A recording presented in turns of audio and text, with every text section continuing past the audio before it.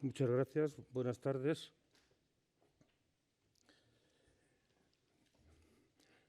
Yo les voy a hablar de un pintor que no es muy conocido, sí, por supuesto lo es en el mundo de los especialistas, pero sin embargo no es un pintor conocido del gran público. Hay varias razones que explican esto. En primer lugar, porque Alzheimer vivió muy pocos años, prácticamente unos 30, 32 años, con lo cual pues, su producción no pudo desarrollarse como parece que apuntaba toda la obra realizada entonces. No obstante, consiguió un prestigio, un renombre y una clientela. Pero hay otro aspecto que quizá no es menos importante, y es el hecho de que Alzheimer realizaba sus pinturas sobre cobre. Naturalmente, una pintura sobre cobre, como todos sabemos, no puede tener ni alcanzar, ni muchísimo menos, las dimensiones de una pintura en lienzo.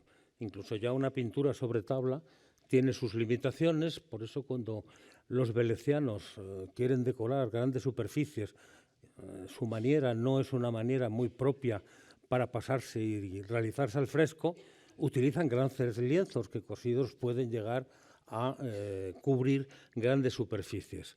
El cobre, como todos sabemos, pues la superficie es limitada, pero es que él además la limita más.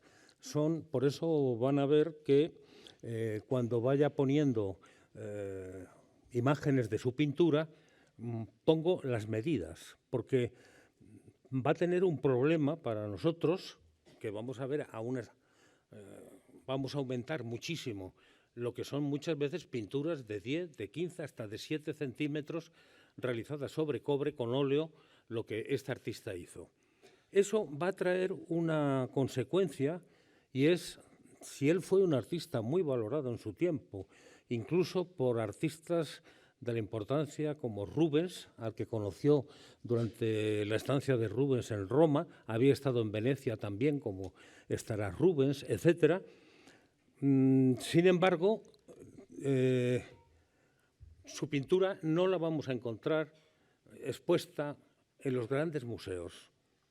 Hoy sí, porque tiene un cierto nombre, pero lo habitual es que si se exponen cuadros pequeños son porque son cuadros pequeños de grandes maestros, un Rafael o un Durero, aunque el formato sea pequeño, se expone. Pero la obra de un tal Alzheimer, de pequeño tamaño, no muy conocido, pues muchas veces suele permanecer en los fondos custodiados de los museos. Por lo tanto, eso va a restar un público. Sin embargo, él va a vivir, y esto es lo más importante, plenamente los problemas de la pintura de finales del siglo XVI y los primeros años del XVII. Además, lo va a realizar en Roma y en Venecia, pero sobre todo en Roma, lo cual le hace participar de toda la gran polémica que se está realizando en el entorno de 1600 en Roma. Hay que tener en cuenta, por otra parte, que quizá sea uno de los momentos críticos de la pintura en los que hay un debate más intenso, me refiero a un debate a través de propuestas formales, con la aparición de Caravaggio, con la renovación del clasicismo, que hacen, por ejemplo, Carracci, etc. Es decir, es una época, como podríamos decir, interesante. Digo esto porque hay un crítico norteamericano, Lewis Mumford, fue en realidad el crítico de la época de la depresión norteamericana, que comentaba al principio de un libro suyo, Arte y Técnica, que cuando los chinos querían maldecir a alguien, le decían que vivas en una época interesante. Desde luego, la que vivió Alzheimer fue plenamente interesante. Desde el punto de vista, además, plástico, hay toda una confrontación de ideas, el problema del naturalismo, el problema de la representación de la realidad, el problema de un nuevo clasicismo, pero no es toda una confrontación entre los planteamientos de estas corrientes, sino que luego muchas de estas tienen bastantes puntos en común. Indudablemente siempre se contrapone el tenebrismo, el naturalismo de Caravaggio con la idealización clásica de Carracci. Sin embargo, hay un punto en común de ellos. Tanto uno como otro, tanto los seguidores de uno como los de otro, lo que son y lo que hacen es una propuesta frente al agotamiento de las idealizaciones, estilizaciones, etcétera, propio de ese manierismo final. Por lo tanto, viven dentro de un momento de renovación, una renovación que se produce desde frentes muy distintos, aunque sean frentes muchas veces contrapuestos y antitéticos. Hay otro aspecto muy importante de Alzheimer y es la pintura alemana había tenido a lo largo del siglo XVI un desarrollo impresionante. Ya en el siglo XV, con toda una serie de maestros, con Schongauer, por ejemplo, como grabador, se anuncia una época de renovación y una época de creación inédita en la pintura alemana. Pero, sin embargo, va a ser un artista como Alberto Durero, que además tenía a su favor, que era grabador. No olvidemos que el grabado es la única o era la única forma de difusión de imágenes. Incluso en el 18, pues cuando se crea la calcografía, uno de los objetivos que se tiene aquí es que se conozcan personajes españoles, que se conozcan monumentos, etcétera. Es decir, la forma de difusión era la estampa y la forma de difusión entre los artistas eran normalmente las estampas. Por lo tanto, Durero tuvo, y veremos cómo en Alzheimer va a tener una influencia importante, muy, muy directa. Es decir, los grabados de Durero aparecen utilizados prácticamente por casi todos los artistas, del 16, del 17, incluso después. Sin ir más lejos, Velázquez pues en alguna ocasión utilizó, por ejemplo, también estampas de Durero. Durero fue además un creador, porque fue un clásico por una parte, pero no fue un clasicismo entendido a la manera italiana, es una respuesta muy distinta, con una expresividad, con un valor del dibujo, con una intensidad que no tiene el arte italiano, mucho más idealizante, y él va a ir también a Venecia. Hay que tener en cuenta que Venecia era, a finales del siglo XV y principios del XVI, uno de los centros más importantes de impresión. Había también toda una serie de artistas de los que va a partir la maniera veneciana, pero sobre todo el mundo de la impresión. Y además cuando Durero llega, va a hacer 2 viajes, pero cuando llega, lo ha notado Chastel, a los pocos días los artistas italianos están pintando, muchos, a la manera de Durero, como Durero, es decir, produce un gran impacto. Pero luego hay toda otra serie de artistas, Grünewald, Aldorfer, del que tiene una deuda muy grande Alzheimer, también Lucas Cranach, etc. Pero a finales del siglo XVI hay como un parón. Es decir, son artistas que repiten, como el maestro de Alzheimer, que van a repetir soluciones propias de los grandes maestros, pero falta el elemento creativo que se había producido en los 60, 70 primeros años del siglo XVI. Quizá el artista que hubiera llenado plenamente ese hueco, pero como digo, no alcanzó esa fama precisamente por el problema que tuvo su corta vida y también la forma en que difundió, en la que creó su arte, es Alzheimer. Sin embargo, es lo suficientemente importante para que ocupe hoy un papel importante y destacado en la pintura, desde que, sobre todo, se vino ya estudiando en el 19, pero en época reciente, digo reciente, pues desde los años 60, 70 sobre todo, que apareció el libro de Andrews y luego después de la exposición dedicada a él que se hizo en el Museo de Edimburgo.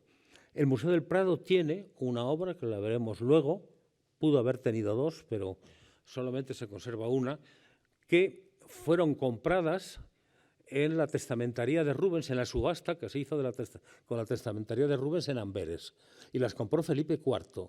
Estuvieron las 2 aquí. Cuando la invasión francesa, una de ellas emigró, llevada por Lord Wellington, y se conserva precisamente allí en Londres. La otra es la que tenemos aquí en el Museo del Prado, procedente de lo que es el gran fondo que da lugar al Prado, que son las colecciones reales.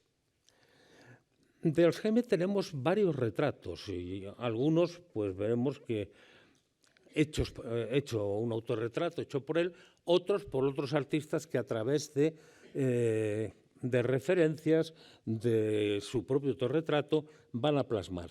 Aquí le vemos en el típico retrato de pintor, con toda la tipología propia, como si fuera un autorretrato de pintor, que es, él está mirando, lógicamente, un espejo para poder pintar y aparece mirando a la izquierda, pintando con la derecha. Observen también otra cosa, y es cómo el pincel lo coge como si fuera una pluma.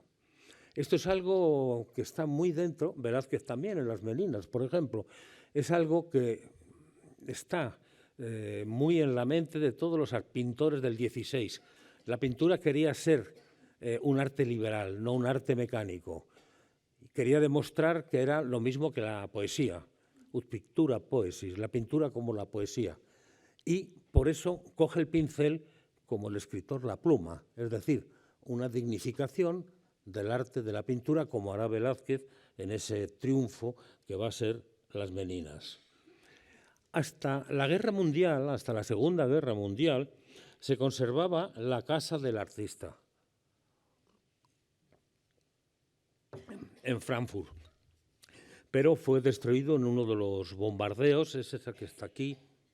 Aquí tenemos otra foto desde otro punto y muy cerca de esta casa, en una iglesia, se conservaba un magnífico retablo que hizo Durero, la parte interior de composiciones, y la exterior la hizo Grünewald.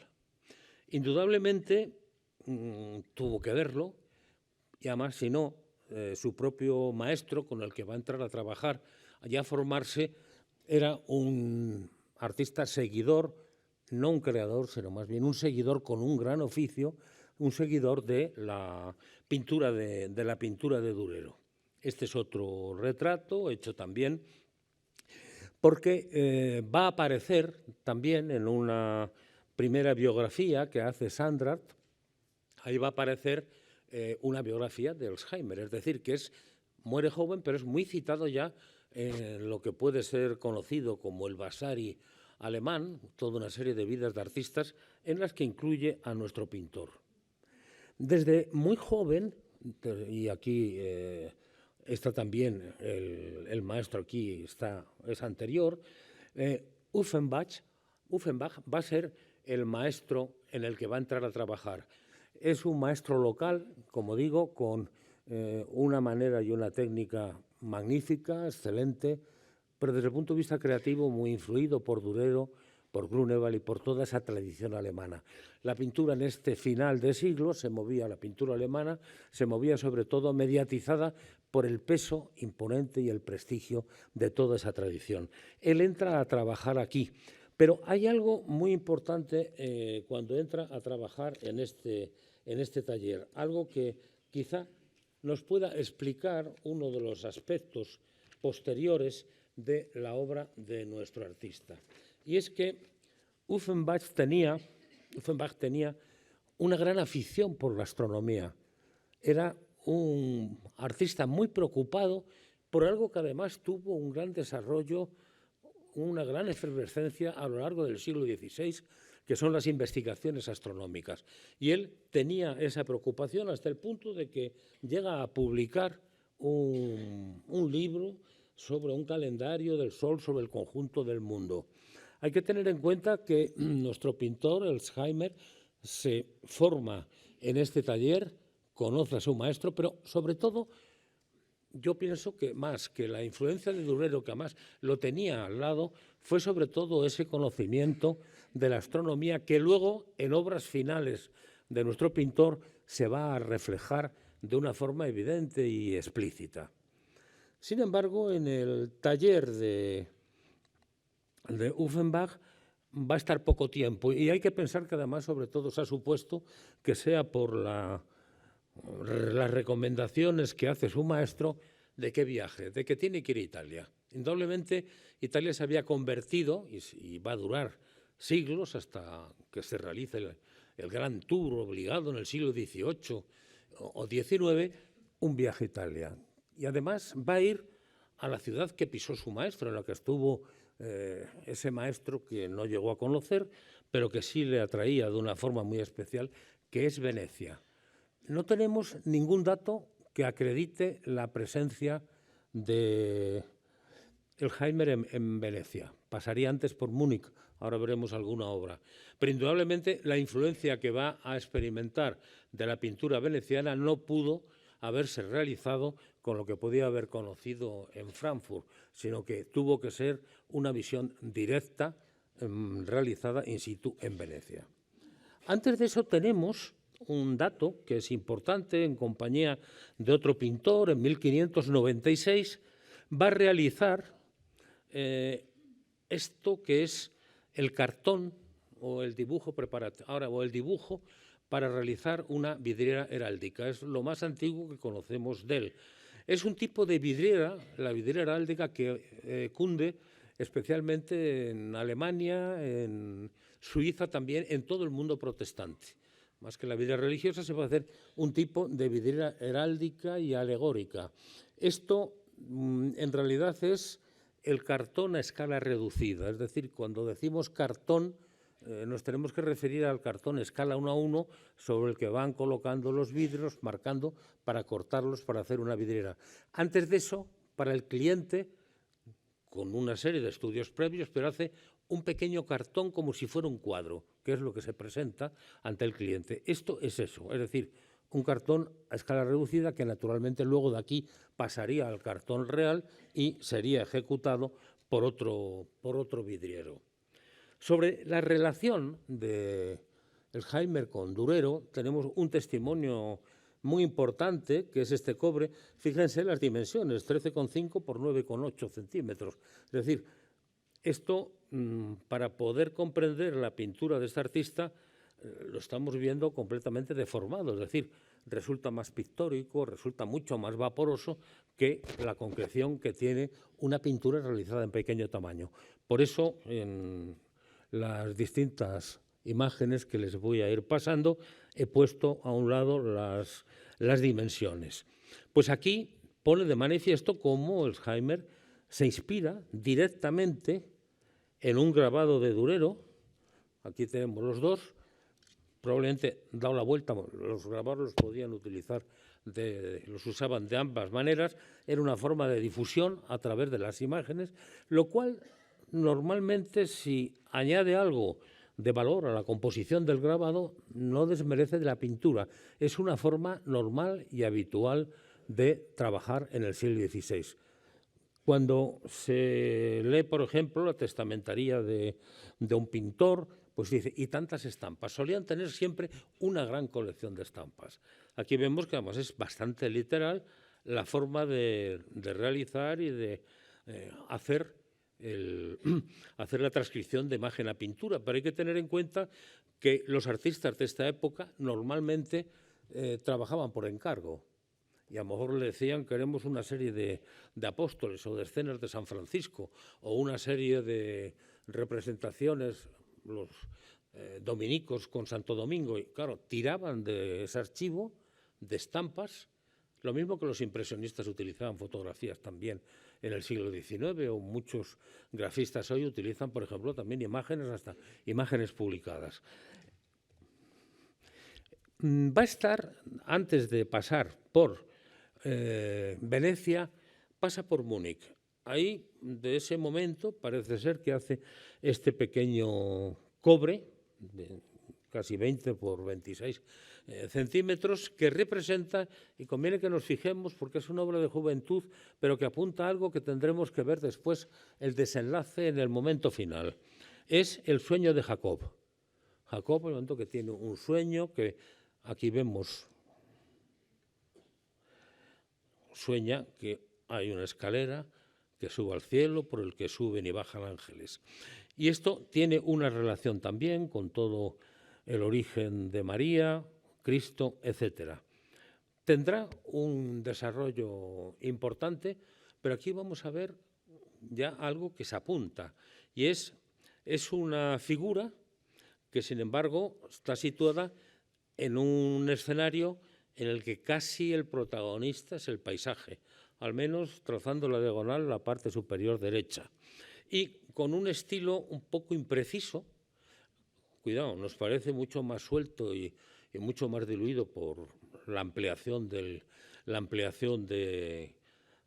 pintura, de la ampliación del cobre, que yo sí lo estoy viendo aquí más o menos a tamaño natural.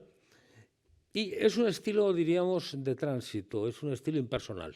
Probablemente un encargo que recibe, que realiza, pero todavía no ha definido ese estilo que va a configurar cuando en Venecia logre ver a los grandes artistas de ese momento. Aquí hay algunas otras obras también, que va a el ángel, la Virgen, el niño, San José.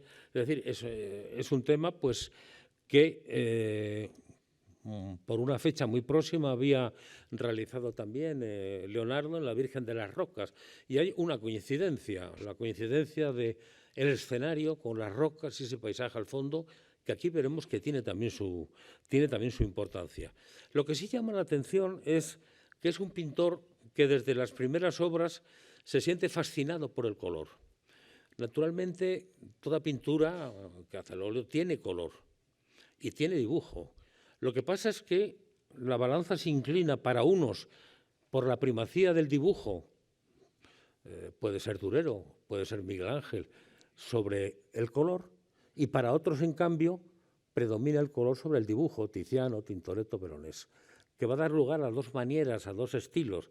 La maniera véneta, ya estaba preparado aquí, va a dar lugar, sobre todo, a ese valor del color como elemento fundamental de la pintura. Y aquí ya vemos, por ejemplo, cómo, si nos fijamos en estas dos figuras, en el Bautista con Cristo, que ya indudablemente hay una huella veneciana, lo mismo que en las figuras que aparecen aquí. Esta forma de realizar los perfiles para hacerlos imprecisos, no hacerlos rotundos, que el dibujo no delimite, que la forma no esté delimitada por un dibujo muy cerrado, es algo propio de lo veneciano. Lo mismo que la manera que tiene, un poco a lo Tintoretto, y de ahí lo tomará también el Greco y lo llevará a sus últimas consecuencias, esta forma de diluir la materialidad del objeto mediante la luz, que no son manchas que discurren por un modelado continuo, sino son casi como manchas vistas a través de un parpadeo de la luz. Y aquí tenemos, es una obra ya de una época ya posterior, de haber estado en Venecia, como por ejemplo, la volveremos luego a estudiar, porque forma parte de un retablo que afortunadamente es pequeño, pero que ha llegado a nosotros completo, que logró reconstruirse, faltaba algún cobre, alguna composición, pero se logró reconstruir posteriormente. Está dedicado al descubrimiento y la exaltación de la cruz. Las escenas están tomadas de ese libro que era, de alguna manera, el prontuario que tenían todos los pintores desde la Edad Media y que se seguía utilizando, que era La leyenda dorada de Jacobo da Voragine, y que ahí se describían toda una serie de escenas, vidas de santos, etcétera, con muchos elementos tomados de los apócrifos, etcétera. Esta escena central es la composición central de ese retablo, quizá por ello es de mayores dimensiones de su producción, 48 por 35, muestra toda una exaltación cromática, una forma de diluir el color, el valor de los brillos, de los elementos inestables producidos por los cambios constantes de luz, que indudablemente es estrictamente veneciano. Esto no le va a abandonar a lo largo de toda su vida. Es decir, él, de forma intermitente, a veces en algunos fragmentos, a veces en composiciones, como tendremos ocasión de ver posteriormente, la maniera veneciana va a estar presente. Siempre va a ser ese artista del color. Aunque cuando él llega a Roma va a cambiar sustancialmente, porque en Roma se encuentra un panorama completamente distinto. No es un panorama en que exista una valoración, una adoración, una idolatría por los maestros anteriores, por la tradición inmediata, sino sobre todo lo contrario, crear planteamientos nuevos de la pintura que se enfrenten a esas idealizaciones propias del manierismo final, un manierismo que estaba agotado. ¿En qué consisten esas novedades? Pues desde luego es indudable que Elsheimer conocería, porque estaba desde finales del XIX en Roma, conocería en Roma a Caravaggio. Elsheimer en 1599 y más o menos a principios del 2000 aparece citado en Roma. Aparece a principios del 2000, pero puede ser un poco antes. Y ahí va a permanecer trabajando toda su vida hasta su muerte en 1210.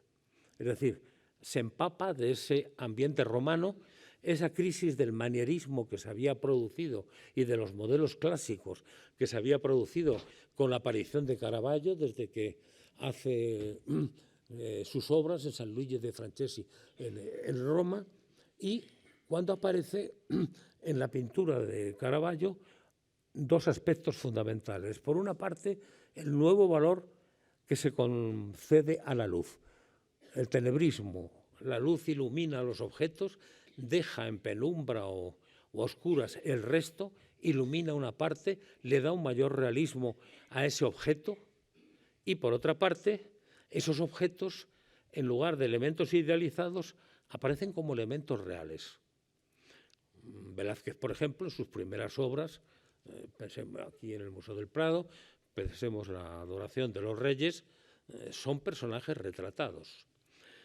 Él queda totalmente obsesionado por la pintura de Caravaggio y ese elemento, esa luz de sótano que normalmente procede de la parte de alta, ilumina los objetos y deja al otro en penumbra, es algo que le atrae de una forma especial y no va a abandonar ya a lo largo de su vida.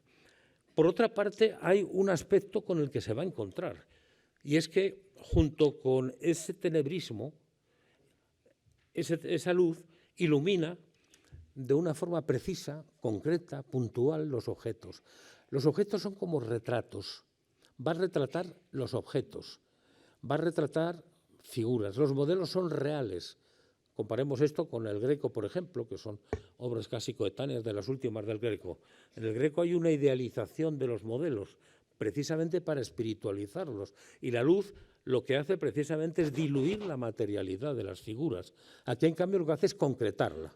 Y eso le va a plantear, cuando hace un tema mitológico como este, Júpiter y Mercurio en la casa de Filemón y Baucis, que son los únicos que los acogen allí, que pinta la composición como un interior real, con elementos reales. Aquí aparece un elemento como el bodegón, de alguna manera, un bodegón, algo que para los idealistas y los manieristas era prácticamente un sacrilegio, esa representación de elementos que no eran dignos de ser representados en la pintura. Por eso el paisaje casi quedaba convertido en lo que es un telón de fondo, en lo que es simplemente el cierre por la parte de atrás de un paisaje. No había un gran interés. Esto es complejo, pero algunos más que otros, pero Durero sí le interesaba, pero a Leonardo le interesaba, pero de una manera completamente ideal. Es decir, los elementos reales los manieristas no los pintan. Los clasicistas lo que van a hacer es renovar esa idealización. Y lo que va a hacer Caravaggio es romper con ella, introducir elementos reales. Eso, claro, cuando se pinta un tema mitológico, ocurre que se pintan personajes reales. Y aquí esto casi es un tema mitológico, pero de alguna manera es casi una escena de género. Es lo que va a tener, por ejemplo, la fragua de Vulcano, los borrachos de Velázquez, en lo que los dioses del Olimpo aparecen representados por personajes reales. Se ha dicho en el caso de Velázquez que para acercar la mitología al espectador, no, es más bien un problema de ese naturalismo que aparece en la pintura y que introduce esta nueva forma de representar los objetos y las figuras. Ahora bien, no podemos hablar, como se ha hecho hace muchos años, de realismo en la pintura. Esto no es realismo.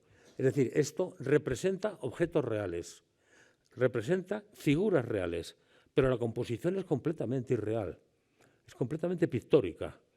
Es una imagen, es una ficción que se hace con elementos reales. Lo mismo que el surrealismo utiliza elementos reales para producir un efecto distinto, en este caso, un impacto en el espectador. Es Lautréamont, que fue en sus cantos de Mar d'Or, que era prácticamente el libro de cabecera de los surrealistas, que tomaban una frase y decía: es tan bello como un paraguas y una máquina de coser sobre una mesa de disección. La mesa es una mesa de disección, el paraguas también, y la máquina de coser también, pero juntos es un elemento distinto. Aquí los personajes son modelos reales. El paño que cuelga es un paño, es un elemento real. La parte del bodegón que encontramos en la parte de derecha, o Filemón que aparece por el fondo, o su mujer Baucis también. Pero la composición crea una imagen de irrealidad, una imagen de aparición, que en el caso de la imagen religiosa va a ser utilizada como un elemento de atracción y de disuasión. Por ejemplo, aquí tenemos un pequeño cobre del tamaño habitual de las obras de nuestro pintor, con Judith y Holofernes. Fijémonos, hay un dato muy curioso, porque la escena es una ficción, los elementos que aparecen en la mesa son elementos reales, incluso esta ánfora tiene representaciones de temas antiguos, de temas de la antigüedad. Los elementos del vidrio aparecen tratados con una gran precisión, como el cántaro del aguador de Sevilla de Velázquez, pero sin embargo el escenario es una imagen que se aparece ante el espectador. Hemos de tener en cuenta que en un primer momento la imagen religiosa de la Contrarreforma se plantea en varios términos, pero sobre todo va a triunfar la concepción manierista, como es por ejemplo la del Greco, de crear una espiritualidad que trascienda lo real. Y las figuras del Greco, de ahí su estilización, rompiendo con una proporción clásica que nos remitía de alguna manera a un modelo real del que está sacada la proporción.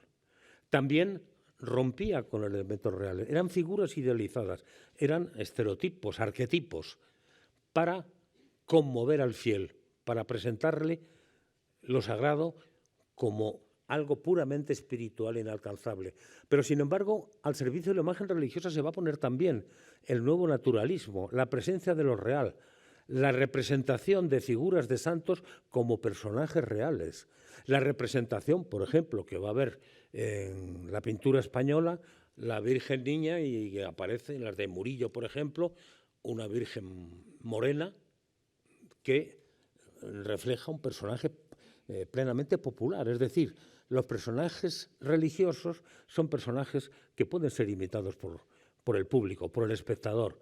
Lo mismo que en la escultura se introducen los pasos de Semana Santa elementos reales, ojos de vidrio, cabello natural, etcétera, etcétera. Esto, además, también desde el punto de vista compositivo, indudable que hay una huella de Caravaggio en la forma de concebir, pero desde luego hay también una valentía por parte del artista de concebir el escorzo de la figura de Holofernes, la misma actitud dinámica del personaje de Judith. Y aquí está el que tenemos, Ceres en Casa d'Equua, que se conserva en el Museo del Prado y que aparece reflejado como un nocturno. Es decir, esto es algo realmente innovador, porque aparece una escena tenebrista, pero no en un interior, no en un cubo espacial construido, sino a cielo abierto. Es en la noche, cuando con la vela que lleva Cuba se deslumbra y se refleja toda la figura del personaje que tenemos en la parte de la izquierda. Es decir, el nocturno, la oscuridad en un interior era una oscuridad fingida, Aquí es una oscuridad que quiere ser representación de lo real, aunque sea tan fingida como el otro, aunque sea tan fantástica como el otro. Pero aparece ese elemento que casi nos está hablando, ese nocturno. Yo solo conozco, recuerdo uno anterior, que es la resurrección de Piero de la Francesca en los frescos de Arezzo, pero normalmente no se utiliza la representación de la noche. Aparece aquí y luego además va a insistir bastante en este aspecto. Es decir, la noche por sí, si se introduce luz, hay un contraste luminoso y oscuro, lo mismo que en el artificio de esa luz dirigida que aparece en un espacio arquitectónico. Lógicamente, en la Contrarreforma, porque todo esto obedece, como digo, a encargos, Hersheimer tuvo que realizar muchas obras que estuvieran acordes con la iconografía contrarreformista. Hay que señalar que el artista era protestante, en Roma se convierte al catolicismo y para una clientela muy imprecisa, pero indudablemente para una clientela realizaba, y hay que pensar que para oratorios particulares era para obras particulares, es decir, obras para espacios íntimos. No tiene, fijémonos que estos son, cada cobre de estos tiene 9 por 7 centímetros. Indudablemente formarían quizá parte de un retablo o del banco de un pequeñito retablo, pero aún así sería muy pequeño también. Es decir, es una obra para la intimidad, para el oratorio privado, por una clientela devota y muy fiel y además muy entusiasta, ¿no? Hay esta serie de obras que están en Petworth House, pero menos una, la de San Lorenzo, que es del mismo tamaño, forma parte de la misma serie y se conserva en el Museo de Montpellier. Son toda una serie de figuras de santos y en la época de la Contrarreforma la representación de figuras de santos va a adquirir una nueva dimensión en la iconografía contrarreformista. ¿Por qué? ¿Por qué Ribera pinta tantos santos? Pues hay una razón evidente, y es que en la Contrarreforma hay un retorno a los ideales iniciales del cristianismo.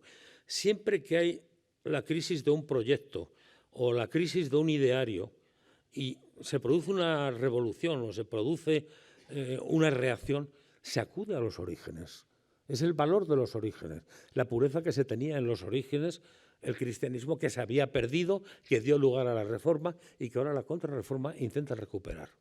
Y el ejemplo de esos primeros mártires o esas figuras del cristianismo adquiere el valor de una nueva iconografía ampliamente desarrollada, porque además, como la Contrarreforma orienta sobre todo la difusión de las ideas a través de la imagen, no por el libro impreso.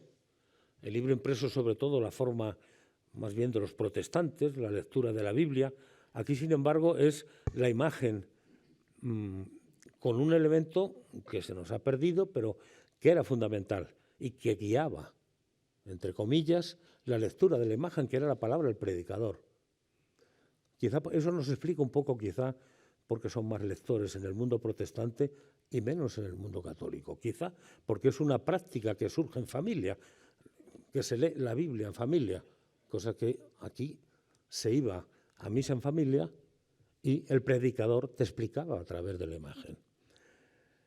Aquí tenemos una serie de santos: San Juan Bautista, San Juan Evangelista, San Pedro y San Pablo como los pilares de la Iglesia, Santo Tomás de Aquino como personaje doctrinal.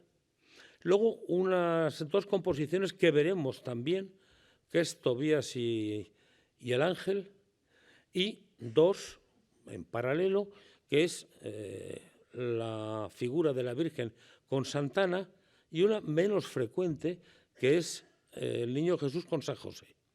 Luego tenemos aquí la de San Lorenzo y la parrilla, santo mártir, ejemplo de la fe cristiana, de la defensa de la fe cristiana.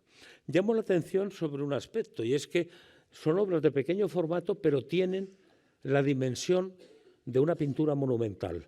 Es decir, es una pintura realizada en cobre, al óleo, como una miniatura, pero sin embargo concebida como una pintura monumental, como un desarrollo monumental. Y con otro aspecto importante, porque además, por las fechas, principios del siglo XVII, son muy tempranas, es el desarrollo importante que tiene el paisaje. Es decir, las figuras aparecen aquí en este escenario, pero el paisaje no es un telón, el paisaje es un continuo que crea ese efecto de profundidad. Esto ya se había hecho en el XVI, colocando estos colores fríos al fondo, estos más cálidos y densos en primer término, con lo cual se crea una especie de perspectiva aérea, de alguna manera. Ya Leonardo había hecho esto un siglo antes. Aquí tenemos dos imágenes de San Pedro con el atributo característico.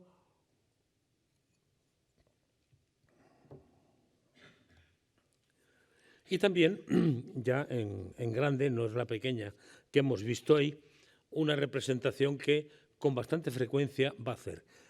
Y se va viendo, sobre todo en composiciones, cómo el paisaje va adquiriendo un protagonismo que parece que absorbe a las figuras. Las figuras van quedando reducidas o introducidas en un paisaje que tiene un protagonismo esencial en la pintura, como el escenario, como elemento de representación tridimensional, como valor lumínico y cromático, y casi deja como anécdota las figuras de la composición, las figuras que dan tema. Lo vamos a ver hasta un punto que en algún lugar casi llegue a ocultarlo. Entre ese tipo de figuras que había, muy propia de la Contrarreforma, una de las importantes es San Jerónimo Penitente. Los santos, los anacoretas, van a ser de estos tiempos, de esa época inicial y pura, por así decirlo, del cristianismo, son fundamentales. Y Elsheimer pinta en un escenario natural la figura tenebrista del santo, leyendo y rezando ante un crucifijo, con el capelo cardenalicio colgado, y deja ver, como si fuera una ventana, un fondo de paisaje. Un fondo de paisaje con distintas zonas, luz, sombra, luz, aquí esta parte de contraste, con lo cual crea ese efecto de profundidad. Esto también tiene, de alguna manera, relación con la Virgen de las Rocas. La Virgen de las Rocas de Leonardo aparece también un fondo de paisaje, no parecido a esto, pero aparece a través de las rocas. Es como una cueva abierta a un fondo de paisaje, como una cueva que se ilumina al final. Probablemente se ha planteado que tiene una relación de tipo simbólico o alegórico con ese origen inicial del cristianismo que se pierde en la luminosidad que aparece en sus orígenes. Figuras de santos, representaciones de temas de santos, en las que es evidente la pintura veneciana, aquí lo podemos ver, indudablemente Caravaggio, pero también el tratamiento de la luz propio de lo que ha visto en Roma, y algo que le impresiona mucho, y es que le da un poco, en cierto modo, la condición o le valora como un pintor arqueologizante. Es la representación de ruinas, la representación de edificios romanos en el fondo. Algo que prácticamente inicia en el siglo XV en Italia. Mantegna va a ser un auténtico pintor arqueólogo, por llamarlo así, con representación de monumentos, con evocación de ruinas, pero claro, no son monumentos antiguos reconstruidos, sino son monumentos en los que la ruina es como un elemento que acredita el paso del tiempo, que le da esa sensación perecedera al monumento, el monumento que va muriendo con el tiempo. Lo mismo que el cielo cambia con cada instante, con cada segundo, con cada momento del día. Y esa fenomenología le va a preocupar mucho, y lo vamos a encontrar que se repite ampliamente en la pintura posterior de este artista. Llamo la atención sobre el sentido tenebrista que tiene la composición de San Lorenzo cuando es preparado para el martirio y cómo aquí ha colocado una representación de un Hércules. Es una escultura antigua, una escultura, la representación de una escultura antigua como si fuera en un jardín. En realidad es un aspecto que funciona ampliamente en el siglo XVI y es la concepción de Hércules como nuevo Hércules cristiano. Y de alguna manera el paralelo es, están preparando aquí la parrilla para martirizar a San Lorenzo y Hércules hay un momento en que también sufre un sacrificio en una parrilla. Entonces, aquel héroe cristiano antiguo, aquel héroe pagano cristianizado ahora, es el precedente de ese nuevo Hércules cristiano que es la figura de San Lorenzo. Y aquí, por ejemplo, también se repite lo mismo. Es la lapidación de San Esteban, cuando le matan a pedradas. Esta figura que encontramos aquí, destacando sobre ese fondo de paisaje, un fondo de paisaje en el que hay esa evocación de ruinas que llamaron la atención del Heimer cuando llegó a Roma y visitó Roma. Hay que pensar, de su Frankfurt natal, la impresión que le tendría que causar todo ese conjunto del mundo romano que además, desde un punto de vista literario y de valoración, se había mitificado ampliamente a lo largo del siglo XVI. Se había convertido en un mito cultural y en un modelo. Aquí, en cambio, y esta figura vemos cómo, sin la apariencia de estatua, pero se inspira en un modelo clásico, que es el Marsyas. La figura de Marsyas, cuando está colgada, es prácticamente la que sirve aquí de modelo casi literal para este sayón o este verdugo que va a lanzarle esa gran piedra a la figura de San Esteban. Este es el retablo, un pequeñito retablo, en el que se conserva en la parte central la glorificación de la cruz, el hallazgo y la glorificación de la cruz. Es un retablo hecho a la manera clásica, con formas clásicas, que tiene 3 calles, la central de solo un cuerpo, la calle central más amplia, más ancha, y luego tiene una predela con algunas escenas relativas también al tema de la cruz, como este que veremos luego aquí, que es el viaje de Santa Elena. Esto en realidad es un tema que procede, como digo, de la leyenda dorada y que había tenido desarrollos importantes en la Edad Media y en el siglo XV. Piero de la Francesca, en sus frescos de Arezzo, va a representar precisamente también el hallazgo de la cruz, pasajes de la vida de Santa Elena, etcétera, etcétera.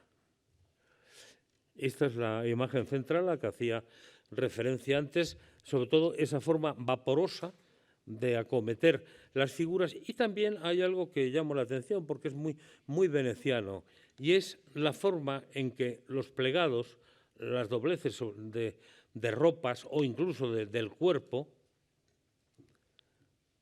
se subraya sobre todo por un trazo luminoso de luz y el resto en penumbra. Actualmente está aquí, como digo, exagerado, porque eso está muy ampliado. Y aquí tenemos, con un recuerdo por una parte de Veronés, por otra la obsesión por los edificios clásicos, este es el embarque de la emperatriz Helena, que tiene también recuerdo. Por ejemplo, aquí en el Prado tenemos Moisés hallado en las aguas, por ejemplo, ¿no? Y el sentido del color, que es también propio veneciano, los contrastes de luz y de sombra. Como es lógico, y sobre todo en un mundo romano, que era la capital de la Contrarreforma, y en el que había una clientela que le exigía temas de estos, hay bastantes pinturas que va a realizar con temas de tipo religioso, en el que en algunos, como este, por ejemplo, podemos ver la huella de otro artista veneciano, Bellini. Es decir, cuando el Heimer acude a temas religiosos, es muy fácil encontrar huellas de su estancia en Venecia. La presencia de los grandes venecianos, de los grandes maestros, de Tiziano, que pedíamos antes, de Tintoretto, etcétera, y de Veronés aparece en sus pinturas.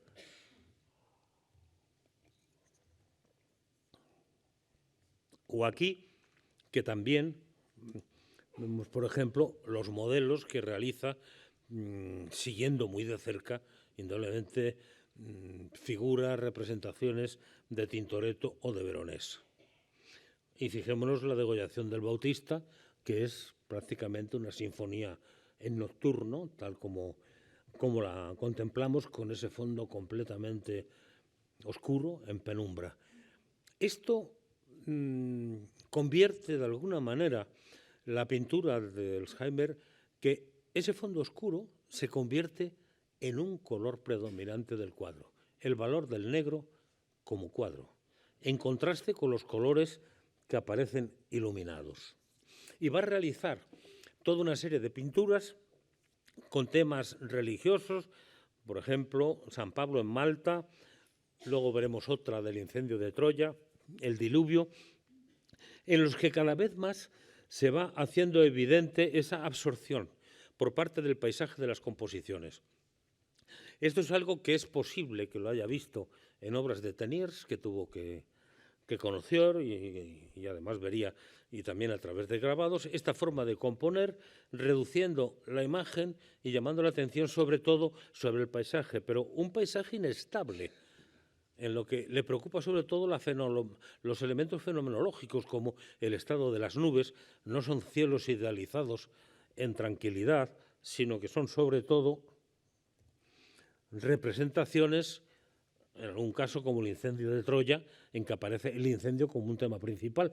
Podíamos ir al Bosco, por ejemplo, en el infierno del artista, pero fijémonos cómo ese paisaje, el elemento natural, adquiere casi una dimensión panteísta que absorbe casi el tema. Podríamos decir que desplaza el tema y que el escenario, de alguna manera, desplaza la representación. Ocurre lo mismo, por ejemplo, en otra composición, un pequeño cobre de 26 centímetros por 34, que está en el museo en Frankfurt, con el tema del diluvio.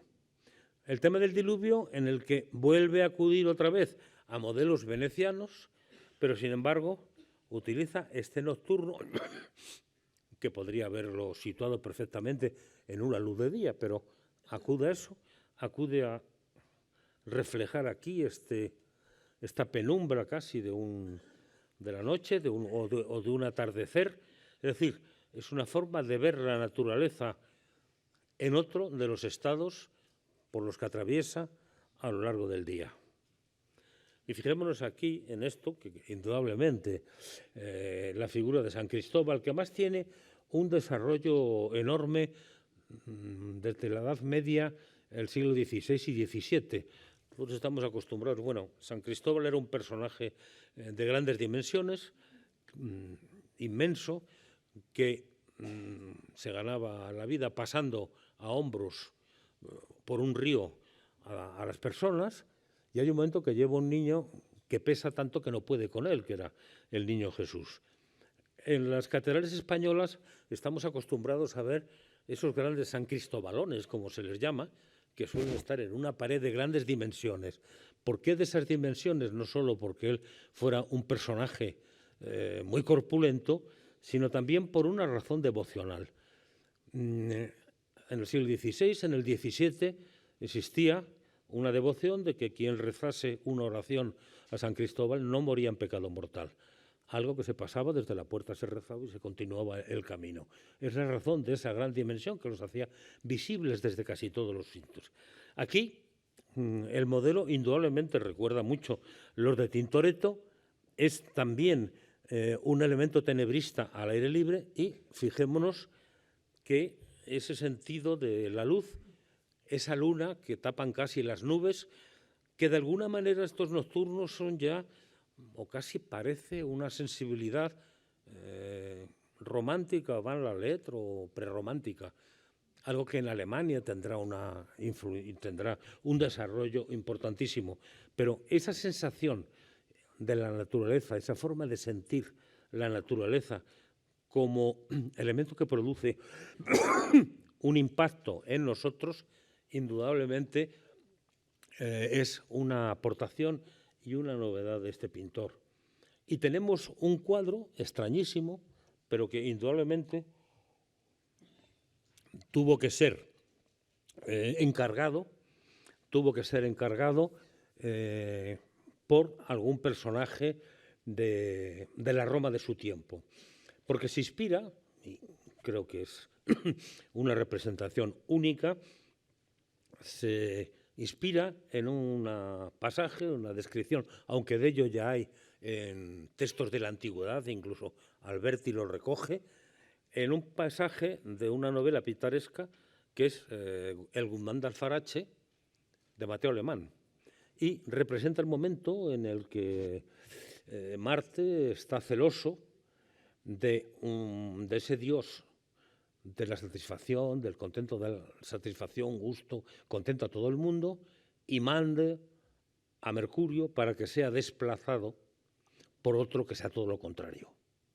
Bien, es un tema que en una novela de carácter picaresco tiene toda su moraleja, pero que aquí lo plasma casi como una pintura de Poussin, con las ruinas clásicas, etc. Pero ahí, al fondo, aparece también,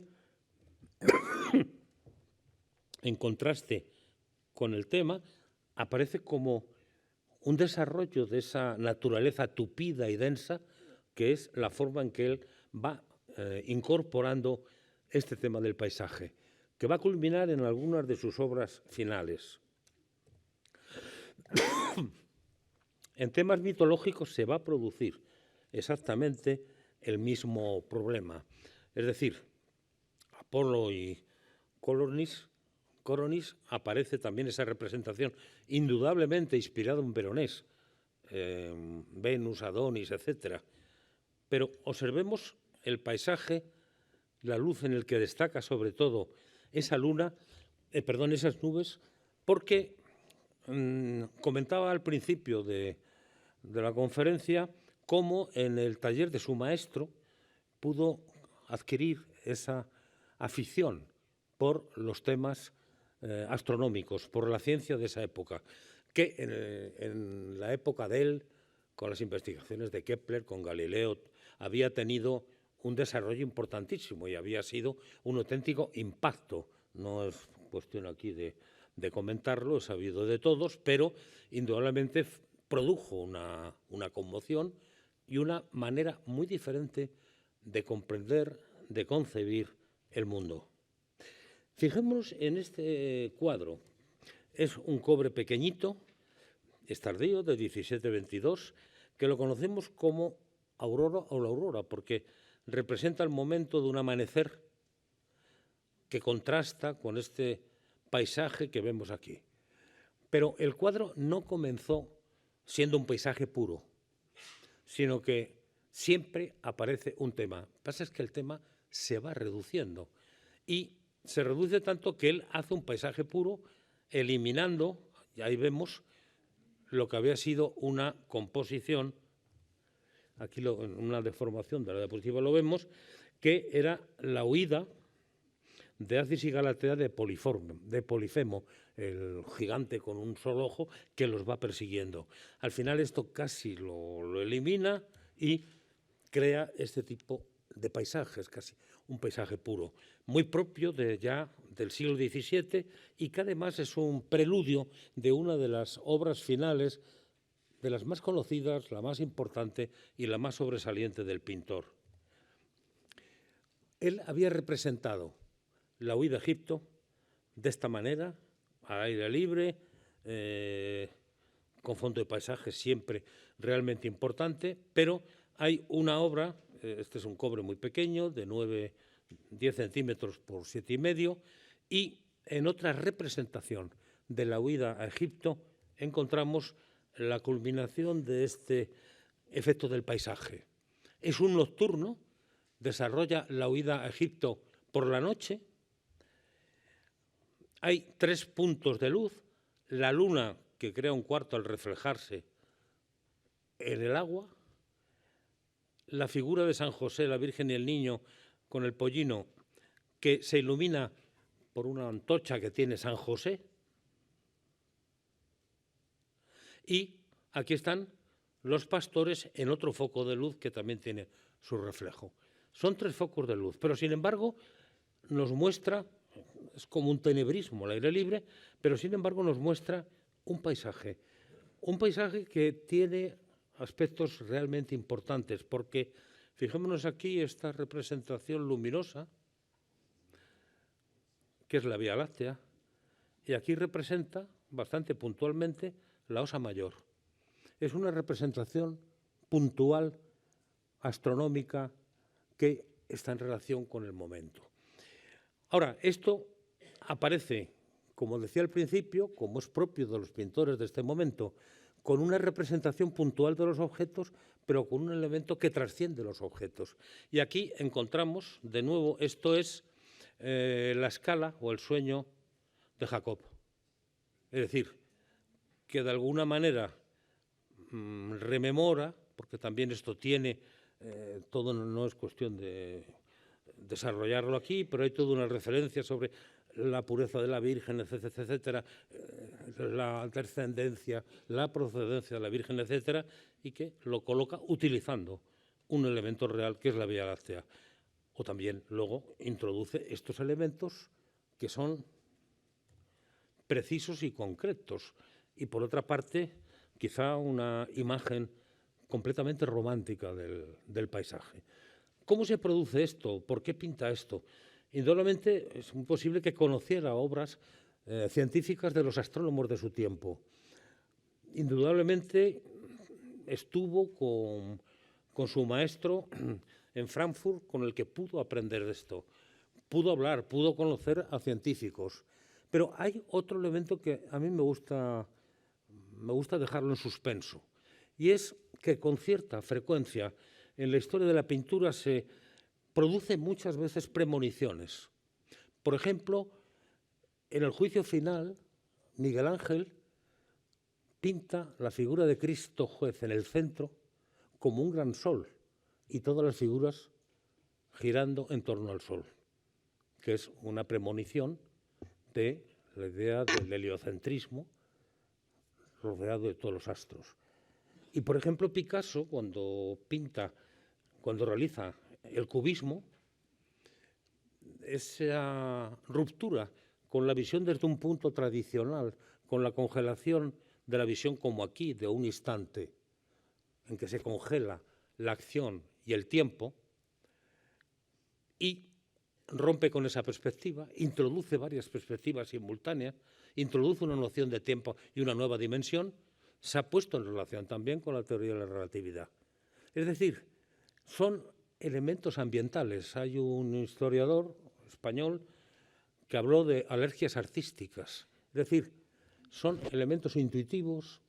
Yo no dejo tampoco cerrada la puerta a que lo conociera directamente, pero también hay preocupaciones que están en el ambiente, preocupaciones ambientales, o sea, de lo que se habla, de lo que se ve, de lo que se siente, y que de alguna manera siempre la pintura se anticipa. Ahora bien, me interesa destacar sobre todo que, con independencia de eso, que es uno de los aspectos que más, sobre los que más ha insistido, se ha llamado la atención y se han escrito numerosos textos, artículos, etcétera, lo que sobre todo me interesa es destacar que es un elemento pictórico, que es una visión pictórica, que es una realidad fingida, es una finción propia de la pintura, no es una representación natural, exclusiva, directa de la naturaleza. Esta pintura está fechada en 1609 en el reverso, Adam Scheimer Fezit, 1609, poco antes o un año antes de morir. Pero indudablemente, siendo una pintura que además hace muy joven, por su temática, por la forma de tratar la luz, por el componente científico que tiene también, sin duda le pone como uno de los adelantados de su tiempo. Pintor con poca obra, pintor de obra pequeña, pero sin embargo uno de los grandes pintores de su tiempo. Gracias.